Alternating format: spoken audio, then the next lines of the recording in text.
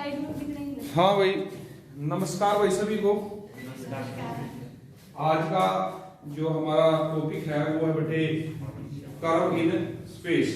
ठीक है, जो फोर्थ सेक्शन है आपका, लास्ट सेक्शन आपके सिलेबस का। तो कर्व इन स्पेस के बारे में हम पढ़ रहे हैं। तो कर्व इन स्पेस क्या होता है कि भाई हमने स्टडी करनी है किसी भी कर्व की या सरफेस की स्टडी करना ही क्या कहलाता है, उसकी एक ब्रांच होती है जिसको हम कहते हैं लोकल डिफरेंशियल ज्योमेट्री बोलते हैं। क्या बोलते हैं? Local differential geometry. हाँ, जो कर्व इन स्पेस में हम लोकल डिफरेंशियल ज्योमेट्री के तहत हम वो चीज पढ़े हैं जो आपके इस सिलेबस में दी गई है कि हमने प्रॉपर्टी पढ़नी है कर्व की और सरफेस की किसी पॉइंट के नेबरहुड में, किसी पॉइंट के नेबरहुड में, ना कि सभी पॉइंटों के लिए। ठीक है, लोकल ज्योमेट्री में हम यही पढ़ेंगे कि हमने प्रॉपर्टी पढ़नी है कर्व की या किसी सरफेस की किसी पॉइंट के नेबरहुड में पढ़ेंगे। क्लियर है? तो सबसे पहली बात यह है कि कर्व इन स्पेस होता क्या है। ठीक है, तो कर्व इन स्पेस क्या होता है? जैसे आपने वेक्टर स्पेस पढ़ा होगा, जैसे ये हम समझते थे, जैसे 3 डायमेंशन फिगर है, ये फिक्स, इसको क्या बोलते थे? हाँ, ओरिजिन बोलते थे, जो फिक्स्ड होता था, जो क्या होता था? फिक्स्ड होता था। और स्पेस में कोई पॉइंट पी था जिसको हम डिनोट करते थे एक्स वाई जेड के साथ। क्लियर है? एक्स वाई जेड क्या होते थे? X y z is the Cartesian coordinate of point P. Clear है? एक्स वाई जेड क्या है? Are the Cartesian coordinate of point P. Clear है? अब यहां पर आपने बच्चों एक चीज, पोजीशन वेक्टर निकालो आपने इसका, position vector of point P, जिसको आप क्या कहते थे? ओपी वेक्टर कहते होंगे। छोटी क्लास में आपने पढ़ा था, बिल्कुल पढ़ा है, 12th में पढ़ा, +1 में पढ़ा आपने। और इसको कैसे नोट करते थे आप? ये ओरिजिन से डिस्टेंस। हाँ, ओरिजिन से डिस्टेंस को जो होती थी वो वेक्टर होता था। ये ओपी वेक्टर कहते थे। किसी फिक्स पॉइंट से किसी पॉइंट का जो डिस्टेंस होता था उसको हम किस वेक्टर से डिनोट करते थे? Position vector of A point. और इसको आपने डिनोट किया होगा, कैसे लिखते थे?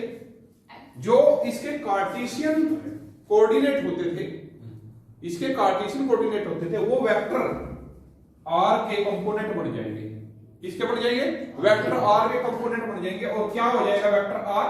इसको वेक्टर आर भी मैं बोल देता हूं, जैसे वेक्टर आर कहते हैं ओपी वेक्टर को। तो एक्स आई प्लस में वाई जे प्लस में जेड के। क्लियर हुआ या नहीं हुआ? Yes sir. अगर आपको किसी पॉइंट के क्या पता हो, कार्टेशियन पॉइंट पता हो, कार्टेशियन कंपोनेंट पता हो किसी पॉइंट के, तो आप उसका क्या बना लोगे? पोजीशन वेक्टर बना सकते हो। ठीक है ना? पोजीशन वेक्टर किसके विद रिस्पेक्ट होता है? ओरिजिन के विद रिस्पेक्ट होता है। क्लियर हुआ? क्लियर हो? और जो ये आपके एक्स वाई जेड हैं are the function of same parameter. ये कंडीशन है, जो आपके एक्स वाई जेड हैं ये किसी सेम पैरामीटर के टर्म्स में दिए होंगे। ओके, यानी कि एक्स वाई, मान लिया सपोज कर देता हूं भाई, एक्स ये है, वाई ये है, और जेड बेटा मैंने कह दिया ये है। तो तीनों फंक्शन किस पैरामीटर की फॉर्म में है? टी पैरामीटर की फॉर्म में है। तो मैं जो ये चीज लिखी हुई है ऊपर, आर वेक्टर जो मैंने लिखा है x i plus y j plus z k, इसको मैं क्या लिख सकता हूं? X t i, x is a function of t, it means plus y t and, और इसको दूसरी टर्म लिखें आर भी किसी टर्म में हो गया? टी की टर्म में हो गया। क्लियर हुआ? तो क्या हुआ, हम किसी कर्व को किसी स्पेस के अंदर कैसे डिफाइन कर सकते हैं? इन vector form. In vector form. A curve in a space is a locus of a point is a locus of point whose Cartesian component, जिसके जो कार्टेशियन कंपोनेंट है, कार्टेशियन कंपोनेंट कौन हुए? एक्स वाई जेड हुए, वो किसकी term में लिखे गए हैं? टी की टर्म में। Function of a single variable t, और t is called parameter, t is called parameter. Clear हुआ? Yes sir. जैसे ये मैंने आपको नोटेशन लिख के दिखा दी, जो कार्टेशियन कंपोनेंट थे आपके एक्स वाई और जेड। अच्छा, एक और है, जैसे कोई कर्व है, एक curve can be represented by the intersection of two surface. और सरफेस मान लिया मैंने, पहला सरफेस क्या है? F x y z equal to 0 F1, और दूसरा सरफेस मैंने मान लिया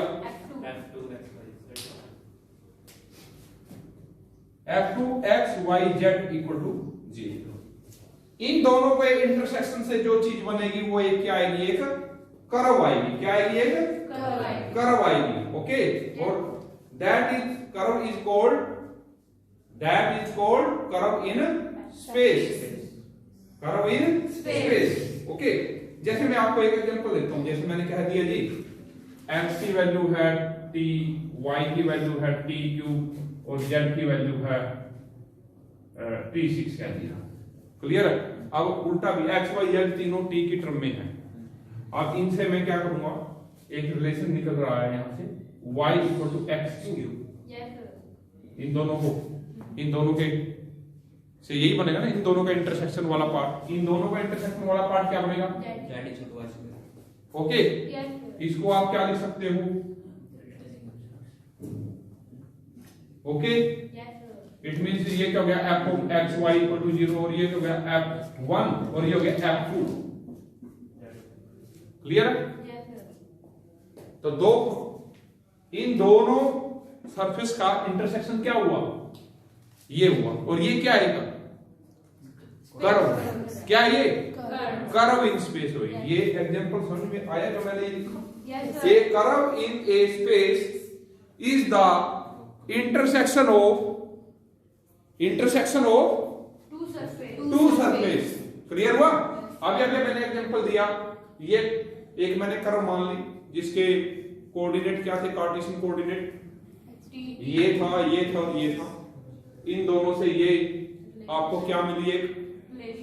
एक रिलेशन मिला, एक दूसरा रिलेशन मिला, तो ये दोनों क्या हुए? सरफेस हुए। इन दोनों सरफेस का इंटरसेक्शन क्या हुआ? क्या हुआ भाई? एक कर्व हुआ। क्लियर हुआ?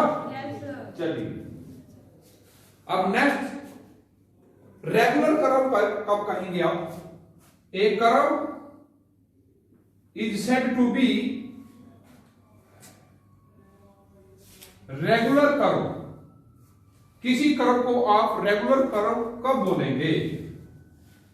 अगर उसका डेरिवेटिव, अगर उसका क्या कहते हो बेटे? उस वेक्टर का डेरिवेटिव। ये डॉट लगा देते हैं, डॉट का मतलब डेरिवेटिव।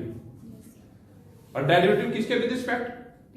टी के विद रिस्पेक्ट। किसके with respect?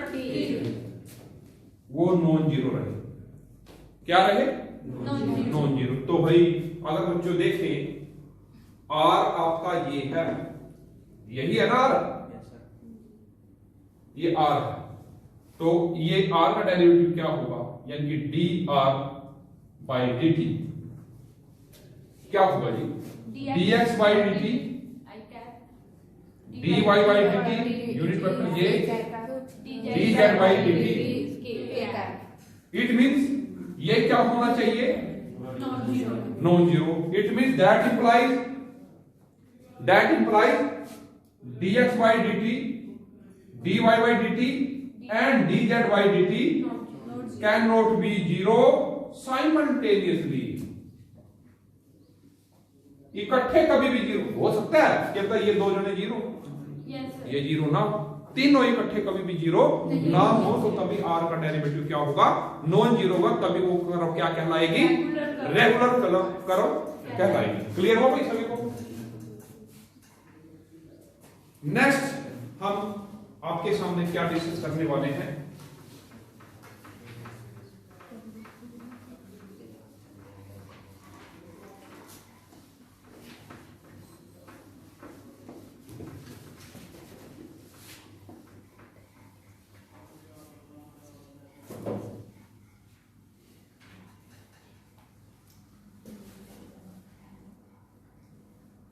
Tangent to A curve, आपको कर्व दी होगी, उस पर आपने क्या काम करना है, टेंजेंट ड्रा करना है। जैसे फॉर एग्जांपल बेटा ये कोई कर्व है, ये इस कर्व का मान लिया मैंने फिफ्थ पॉइंट मान लिया, क्या मान लिया, ये फिफ्थ पॉइंट मान लिया, और एक इस कर्व के ऊपर 2 पॉइंट ले लिए कि मैंने एक पी पॉइंट ले लिया और दूसरा मैंने क्या ले लिया बच्चों, क्यू पॉइंट ले लिया। क्लियर हो गया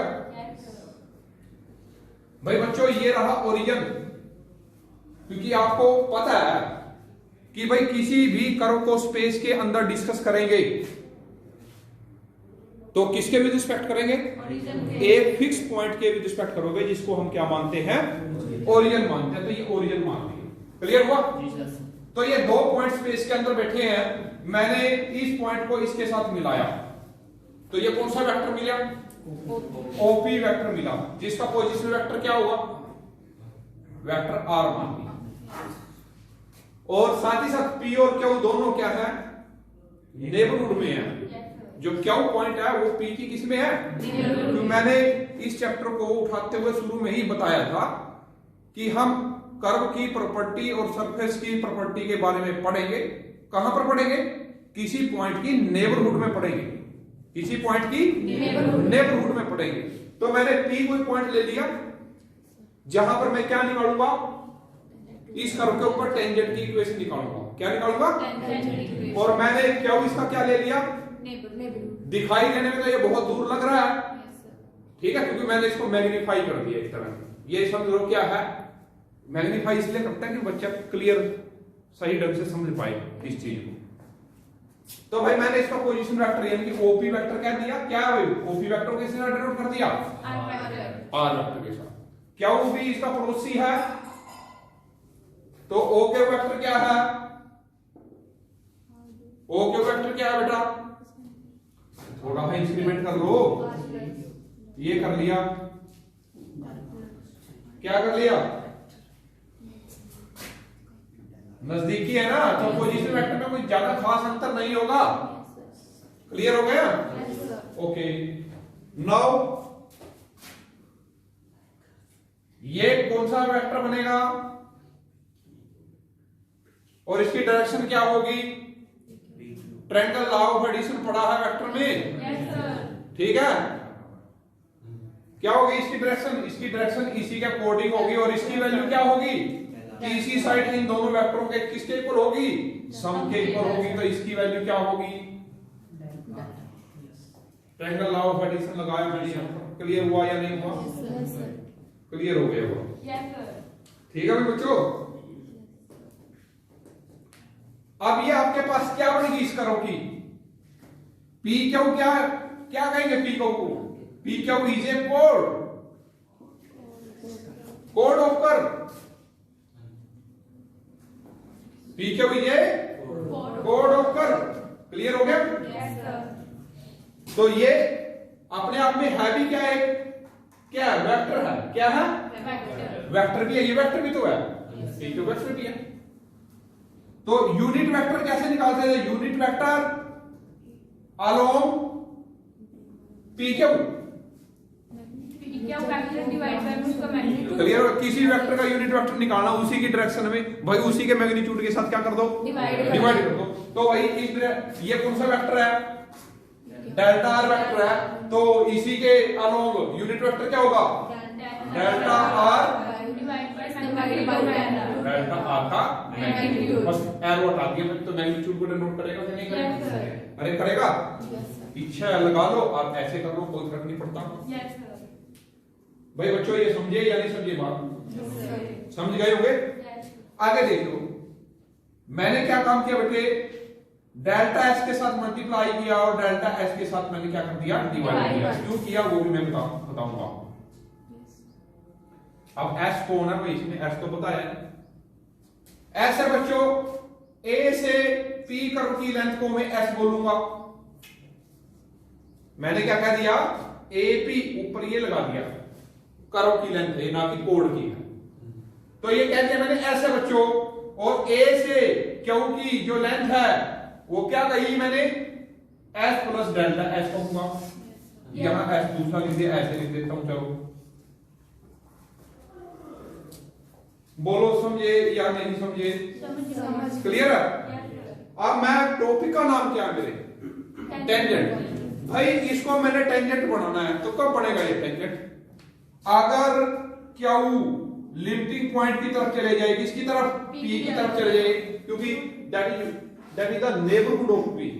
ये तो वैसे मैंने मैग्नीफाई करके दिखाया है तो नजदीकी है ये, ठीक है। मैंने कहा क्यू पी को अप्रोच कर रहा है, क्यू क्या हो रहा है? पी को अप्रोच कर रहा है, तो क्या होगा भाई? क्या होगा भाई? ये यहां आएगा, ये बन जाएगा, यहां आएगा, ये बन जाएगा, यहां आएगा, ये बन जाएगा, और यहां आएगा, ये बन जाएगा। तो क्या होगा? क्या होगा कि भाई जो ये लेंथ क्या थी? डेल्टा एस थी। जैसे जैसे ये जाएगा तो डेल्टा आर का मैग्नीट्यूड डेल्टा एस के मैग्नीट्यूड के क्या हो जाएगा? इक्वल हो जाएगा। नहीं समझ आएगा? कोड और वही कोड और उसी कोड से जो अर्क बनी है उसकी लेंथ इक्वल कब मानी जाती है? जब वो वेरी वेरी क्लोज हो, दोनों पॉइंट एक दूसरे। क्लियर है कि नहीं? वैसे तो लेंथ होते तो नॉट इक्वल टू होते हैं, वैसे इन जनरल आपने 9th क्लास में पढ़ा होगा, एक सर्कल होता था, उस पर 2 पॉइंट होते थे, उन 2 पॉइंटों से कोड भी ड्रा हो जाती थी और क्या हो जाती थी? आर्क भी बन जाती थी, और दोनों की लेंथ इक्वल नहीं होती थी, इक्वल नहीं होती थी, अलग अलग होती थी। और उसके लिए फॉर्मूला भी था, उस आर्क की लेंथ निकालने का फॉर्मूला भी आपने पढ़ा होगा। उसका फॉर्मूला क्या होता था? थीटा बाई 360 में 2 पाई आर, ये होता था आर्क की लेंथ मापने का फॉर्मूला। ये पता होना चाहिए कि उस आर्क ने सेंटर पर कितना एंगल बनाया, अपने आप पता चल जाता था। और कोई ज्यादा फर्क नहीं होता था कोड में और उसमें, यानी कि फर्क तो होता था मगर वो फर्क जो है कम होता रहता है जैसे जैसे वो दोनों पॉइंट के होते हैं एक दूसरे के, और जब जैसे दूर दूर होते हैं तो वो फर्क क्या हो जाता है? दोनों का बढ़ता चला जाता है, बढ़ता चला जाता है। तो मैं क्या काम कर रहा हूं यहां पर? क्या काम कर रहा हूं? क्यू को पी की तरफ ले जा रहा हूं। तो इसका मतलब क्या हुआ? उनकी जो लेंथ है कोड की लेंथ और अर्क की लेंथ, उनका फासला भी क्या होता जा रहा है? कम होता जा रहा है। इसका मतलब वो दोनों क्या होते जा रहे हैं? हाँ, बराबर होते जा रहे हैं। तो क्या हुआ बेटे? इसलिए यहाँ पर क्या क्या कहानी बनी? यहाँ पर ये लेंथ और ये लेंथ क्या हो जाएगी? सेम हो जाएगी। तो ये क्या आंसर हो गया? क्या हो जाएगा? इसके ऊपर मैं लिमिट लगाऊंगा। मैंने कहा दिया लिमिट क्या वो किसको अप्रोच कर रहा है? पी को कर रहा है। डेल्टा एस और में डेल्टा आर का मैग्नीट्यूड, तो ये वैल्यू किसको अप्रोच कर रही है? ये दोनों वैल्यू किसको अप्रोच कर रही है? ये आंसर बोलिए, ये आंसर क्या होगा? अरे ये दोनों लेंथें कैसी हो जाएंगी? इक्वल हो जाएगी, 1 हो गया ना। और लिमिट लगाने से ये D r by D S में कन्वर्ट हो जाएगा। तो ये क्या निकाल दिया मैंने? दैट इज द, ये किसकी इक्वेशन आई? ये यूनिट वेक्टर आया ना। अब ये क्या बन गया? जैसे जैसे ये आएगा, ये पॉइंट आएगा, तो ये जो कोड है इसमें कन्वर्ट हो जाएगी। जो पी का कोड है वो किस में कन्वर्ट हो जाएगी? टेंजेंट में हो जाएगी। और ये टेंजेंट की इक्वेशन आ गई। That is the equation of tangent. Equation भी नहीं कह सकता, मैं क्या करूं? That is the tangent at the curve. That is the tangent at the curve. और साथ ही साथ ये कैसा है? यूनिट वेक्टर भी है। कैसा वेक्टर है ये? Unit vector. That is the tangent, ये कह दो unit vector along tangent at point P. Clear हुआ या नहीं? तो आज के लिए आपने ये चीज पढ़ के आनी है, ठीक है। टाइम भी हो गया होगा शायद नेक्स्ट क्लास में आपकी, ठीक है। तो नेक्स्ट इतना पढ़ने के बाद, क्योंकि इसमें थोड़ा सा वर्क और है थ्योरी का, उसको जैसे ही हम करेंगे और आगे बढ़ाएंगे तो आपको क्लियर हो जाएगा ये, क्योंकि ये बेसिक है। बेसिक आपको समझ में आ गया ना चैप्टर, ये सबसे आसान चैप्टर है, ठीक है। तो नेक्स्ट टाइम जब भी आए आप इसको पढ़ के आए ताकि अच्छे से आपको अगले कंसेप्ट क्लियर हो जाए, ठीक है। तो आज हम यहीं पर ही स्टॉप करते हैं। तो नेक्स्ट वीक जैसे आप आए तो तैयार होकर आए, ठीक है।